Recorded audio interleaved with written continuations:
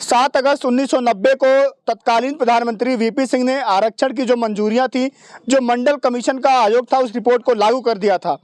उस रिपोर्ट को लागू करवाने में लालू प्रसाद यादव, स्वर्गीय हो चुके रामविलास पासवान, शरद यादव और नेताजी माननीय मुलायम सिंह यादव, इन लोगों की क्या भूमिका थी और उस दौर में किस तरह से जो तमाम आंदोलनें हुआ, कितना लंबा संघर्ष रहा।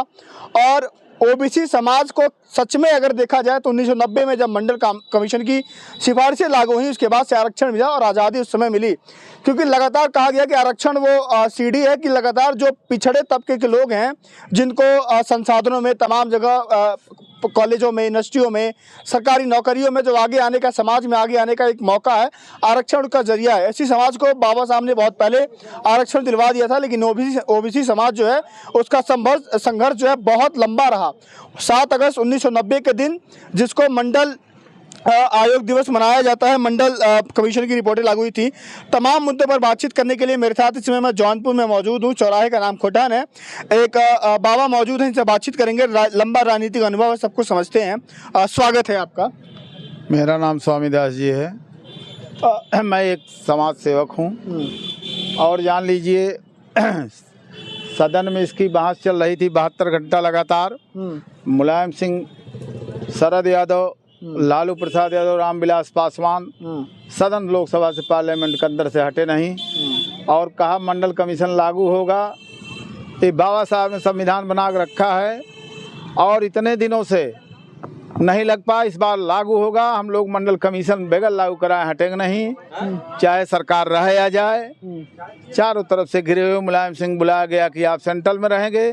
मुलायम सिंह ने कहा मैं लखनऊ विधानसभा के सामने मूंगफली का खुंचा लगा लूँगा, लेकिन मैं सेंट्रल की राजनीति नहीं करूंगा, लेकिन मंडल कमीशन की लड़ाई लड़ता रहूंगा, मंडल कमीशन लगवा कर ही दम लूँगा।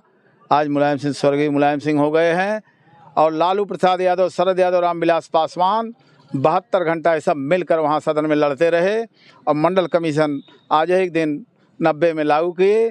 उसके बाद जो है माननीय विश्वनाथ प्रताप सिंह ने इस्तीफ़ा दे दिया, लेकिन इन लोगों को जरा सो नहीं कहे कि इस्तीफ़ा हो चाहे जो हो, लेकिन मंडल कमीशन पे दस्तखत करके लागू करके तब ही वो अपने पद से हटे। ऐसे एक बात बताइए, ओबीसी समाज को आरक्षण तो मिल गया, 52% आबादी को 27% आरक्षण मिला, लेकिन आज के दौर में देखा जाता है तमाम विश्वविद्यालय हैं, सरकारी नौकरियां हैं, तमाम ऐसे जो रिजल्ट आते हैं या यूनिवर्सिटी का कट ऑफ आता है उसमें रिजल्ट देखा जाता है, तो ओबीसी और जनरल का जो कट ऑफ होता है, जो नंबर होता है, वहीं आकर खड़ा हो जाता है। तो उस आरक्षण का मतलब कहाँ बचा है फिर? आरक्षण का मतलब, अगर हम सत्ता में हैं, हावी है पूरे देश, मेरी सरकार है, तो हम तो आरक्षण ऐसा दाब दूब कर देंगे, नहीं तो केसों में फंसा देंगे। डर भी रहे हैं लोग, वो आरक्षण के विपरीत कार्य कर रहे हैं। इंटरव्यू में हटा दिया जा रहा है, उस लायक नहीं है, यही सब हो रहा है। अब देखिए आपके बिहार में आज हमने पेपर पढ़ा, जाति गणना पूरी हो गई है।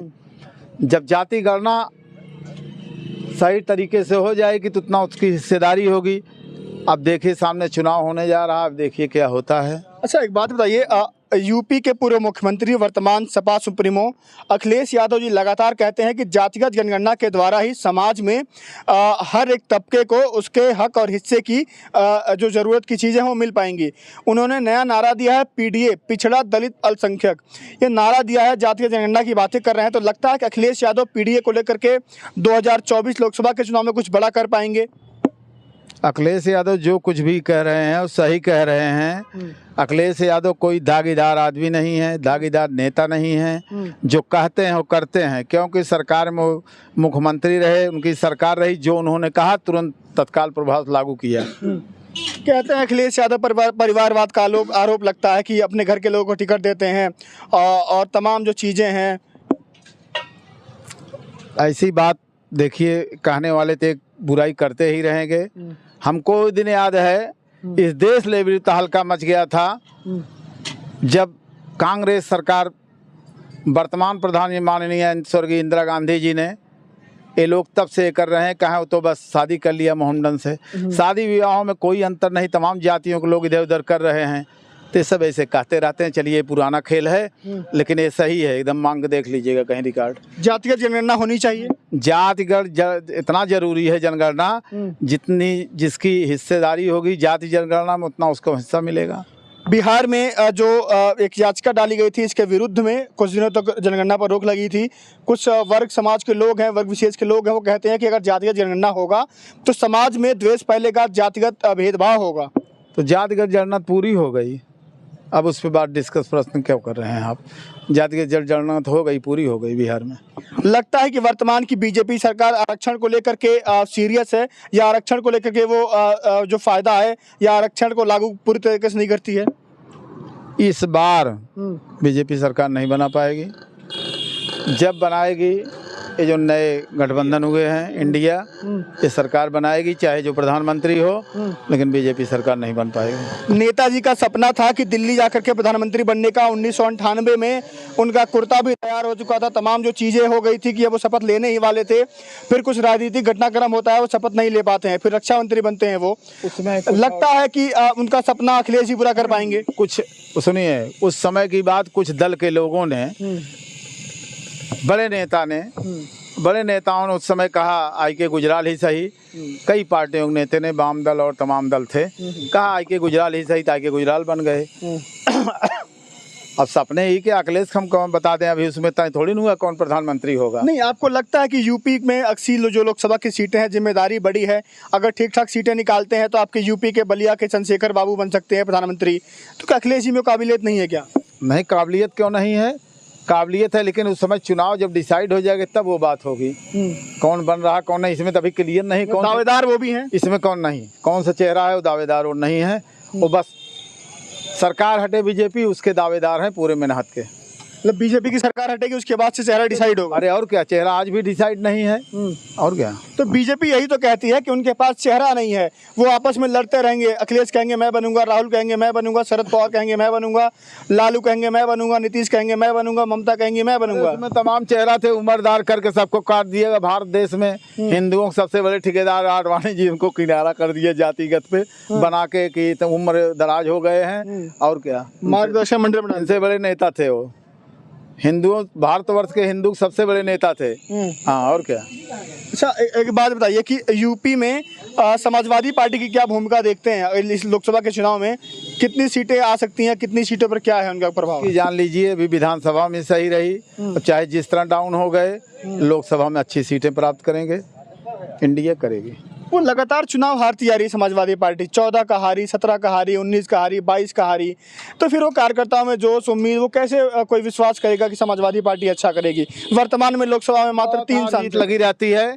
हमने देखा 13 दिन सरकार नहीं चल पाई, अटल बिहारी एक वोटों से सरकार गिर गई। प्रधानमंत्री होते हुए सदन का हाउस का पूरा मुंह नहीं देख पाए, एक मत से सरकार गिर गई अटल जी की। अच्छा, एक सवाल है, लालू जी राजनीतिक तौर पर जेल से बाहर आए, उसके बाद से वो वहाँ भी गए, सिंगापुर इलाज हुआ, उसके बाद से जब से वापसी की है उन्होंने, राजनीतिक जो गलियारा है उसमें सुर्खियों में बने रहते हैं। लगातार वो राहुल गांधी से मिलते हैं, जो इंडिया दल की बैठक होती है उसमें अहम भूमिका होती है। लालू यादव कैसे नेता हैं और 24 में क्या भूमिका रहेगी? लालू यादव बहुत अच्छे नेता हैं, पढ़े लिखे नेता हैं, और लालू और राहुल गांधी हमेशा नोस बैठती है, बराबर मिलते जुलते रहते हैं, उनसे मिलते हैं। 24 में कितनी बड़ी भूमिका निभाएंगे लालू यादव 2024 चुनाव में? लालू यादव जिसके साथ रहते हैं उसके साथ कालापन काम नहीं करते, सीधा उससे उसकी दोस्ती निभाते हैं। हाँ, पूरा करते हैं, लालू जी में कमी नहीं है। इंडिया को फायदा होगा जो गठबंधन बना है लालू जी से? बिल्कुल फायदा होगा, बिल्कुल फायदा होगा। आप किसके साथ हैं, इंडिया के साथ कि एनडीए के साथ? नहीं, हम, अरे यार, हम इंडिया के साथ रहेंगे। हम चौधरी चरण सिंह के जमाने से उसी में पले हुए, जब कंधे पर हर चुनाव निशान था तभी से। हाँ, तभी से हम उसी दल में हैं, जब लोक दल था। अखिलेश जी पर आरोप लगता है कि अखिलेश जी सड़कों पर नहीं उतरते हैं, वो ट्वीट करके एसी की राजनीति करते हैं, वो नेताजी वाली बात नहीं है अखिलेश जी में। अरे तो इस सरकार में जिसके कुत्ते एसी में रहते हैं, अखिलेश जी तो तमाम दौड़ा करते हैं, अखिलेश जी क्यों नहीं उतरते? अखिलेश, ओम प्रकाश राजभर जानते हैं कैसे नेता, तुरंता भोजनालय हैं, इनके बेटे के MP बनना जरूरी है, तो लोग कहबे करेंगे तुरंता भोजनालय आ जाओ, तो इस तरह थोड़ी ना अखिलेश हैं। ओम प्रकाश राजभर के बेटे हैं अरविंद राजभर, वो कहते हैं कि समाजवादी पार्टी समाप्तवादी पार्टी हो गई है। उनका तो हम नाम ही नहीं जानते, उनके बेटे हैं, किसके बेटे, हम नाम उनका नहीं जानते। ओम प्रकाश राजभर लगातार कहते हैं कि सभा में वो बात नहीं रही है। नहीं, वो तो बदल दिए हैं, जनरेशन बदलते हैं सबकी। हाँ, कैसे नेता है ओम प्रकाश राजभर? ओम प्रकाश राजभर तुरंता भोजनालय हैं। हाँ, मतलब तब? अरे वो तो नहीं जान रहे हैं आप क्या है तुरंता भोजनालय क्या होती है? मार्ग धरते जा रहे हो तुरंत तैयार खिचड़ी खा लो सही। अच्छा, जो रास्ते में मिल गया। अरे ला उनका दांव बैठ गया, उनके घर के बैठा लिए अपना। अच्छा, सपा में जब आए थे तो बढ़िया थे, ओम प्रकाश राजभर जिंदाबाद। कौन उनको गाली दे रहा है? ये एक तुरंता भोजनालय है, हम लोग तो जानते ही हैं, राजनीतिक आदमी जानते हैं। वो कहते हैं हमारा बहुत पकड़ है, यूपी की लोकसभा की 34 सीट पर इतनी पकड़ है कि जहां राजभर बिरादरी चाहेगी जिसको वही जीतेगा। राजभर बिरादरी चाहेगी तो उनको प्रधानमंत्री आज कल हटा देगी नरेंद्र मोदी के। अभी जब चुनाव होगा देखा जाएगा, तो कह देंगे कि हम हटा देंगे किसी को, मुख्यमंत्री बदल देंगे, ये कर देंगे, वो कर देंगे। अच्छा, मेरा आखिरी सवाल होगा, आज का दिन जो 7 अगस्त का दिन है, ओबीसी समाज के लिए कितना बड़ा दिन है? यह देश जब से आज़ादी थे, आज़ाद हुआ, आज के दिन सबसे अच्छा दिन है। ओबीसी समाज हो, चाहे एससी समाज हो, चाहे दलित हो, चाहे पिछड़ा हो, चाहे जो समाज हो, ऐसा दिन जान लीजिए देश आज़ाद हुआ उस दिन, पूर्ण रूप से आज़ाद हो गया उस दिन, जिस दिन दस्तखत हो गई मंडल कमीशन की। चलिए, दादा से बातचीत हुई। 7 अगस्त 1990 का वो दिन, वीपी सिंह सरकार में प्रधानमंत्री थे। लालू प्रसाद यादव, रामविलास पासवान, शरद यादव, नेताजी माननीय मुलायम सिंह यादव, तमाम जो नेता थे, देवीलाल जी भी थे, देवीलाल चौधरी, तमाम जो नेता हैं, इन लोगों ने मिल करके ओबीसी आरक्षण की मांग की जो लड़ाई थी, इतने वर्षों से चली आ रही थी, उस पर आखिरी मोहर लगी। उसके बाद से वो आरक्षण लागू हुआ। 52% आबादी को वो 27% आरक्षण मिला। लेकिन सवाल ये है कि जिस लड़ाई को लड़ते लड़ते तमाम जो ओबीसी और ओबीसी समाज के नेता, बहुजनों के नेता पुरखे स्वर्गवासी हो गए, क्या सच में उस लड़ाई में जो हिस्सा मिला है वो हिस्सा आज भी जितना हिस्सा मिलना चाहिए उतना हिस्सा नहीं मिल रहा है? आज भी देखा जाता है तमाम जो प्रोफेसरों की भर्ती होती है विश्वविद्यालयों में, तमाम नौकरियां आती है, सरकारी वैकेंसी आती हैं, लेखपाल की वैकेंसी आती है, अभी वीडियो की वैकेंसी आई थी, वहां पर ओबीसी आरक्षण के साथ जो खिलवाड़ हो रहा है उसको लेकर के आप क्या सोचते हैं? उसके बारे में आपकी राय क्या है? राय देना मत भूलिएगा। और आज का दिन क्या सच में आपको याद था कि 7 अगस्त 1990 में जो क्या हुआ था वो वाकया याद था? कोई और आपके मन में कोई कहानी हो, कमेंट सेक्शन में बताइएगा। अपनी जो राय है वो राय देना मत भूलिएगा। अगली वीडियो में आपसे मुलाकात होगी। अपना ध्यान रखिएगा। फिलहाल के लिए नमस्कार।